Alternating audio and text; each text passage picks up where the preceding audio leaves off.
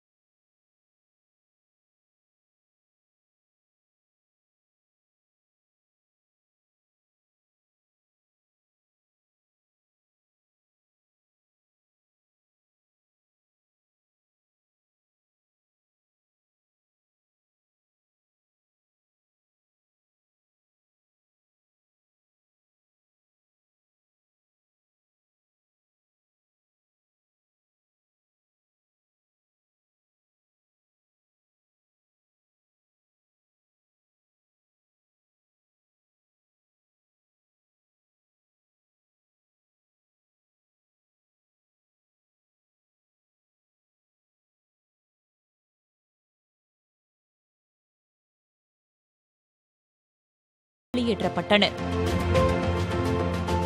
இங்கேதான் இருக்காங்க, யாரும் போகல. கொஞ்சம் பேர் அந்த இடிஞ்சு விழுந்தது பார்த்தீங்களா, அந்த வீட்டில் உள்ளவங்க தான் மண்டபத்தில் இருக்காங்க. மீதி யாருமே போகல. பொருளுங்களை விட்டு எங்கே போக முடியும்? அதால தான் யாருமே போகல. இப்படியே தான் பொருளை எடுத்து போட்டு உட்காந்துட்டு இருக்காங்க.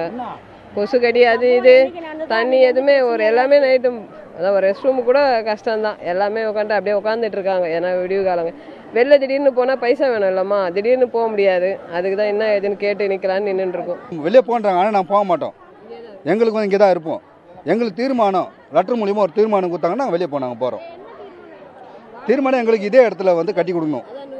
வெளியே போகிறப்ப வெளியே சொல்கிறாங்க, நாங்கள் வெளியே வாடகைக்கு போகிறோங்க. வாடகை போகிறதுக்கு எங்களுக்கு காசு தரேன்றாங்க, இல்லைன்னு சொல்லல. ஆனால் நாங்கள் போகிறோம். ஆனால் எங்களுக்கு இதே இடத்துல வீடு கட்டி தரணும், அவ்வளோதான்.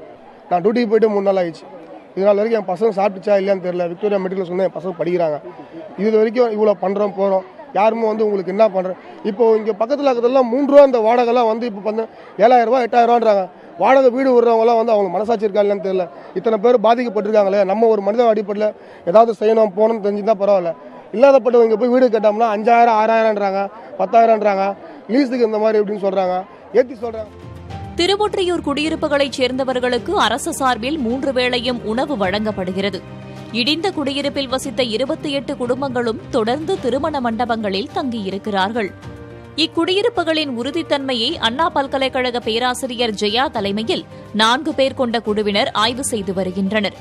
இடிந்து விழுந்த பிளாக்கிற்கு அருகிலிருக்கும் பகுதிகளில் உள்ள மண்ணை பரிசோதனை செய்யும் முயற்சிகள் மேற்கொள்ளப்பட்டு வருகின்றன. அனைத்து விதமான ஆய்வுகளின் முடிவுகளும் 1 வாரத்தில் கிடைக்கப்பெறும் என்று நகர்ப்புற வாழ்விட மேம்பாட்டு வாரிய அதிகாரிகள் கூறுகின்றனர். புதிய தலைமுறைக்காக ஒளிப்பதிவாளர் ஜஸ்டினுடன் செய்தியாளர் தாரணி.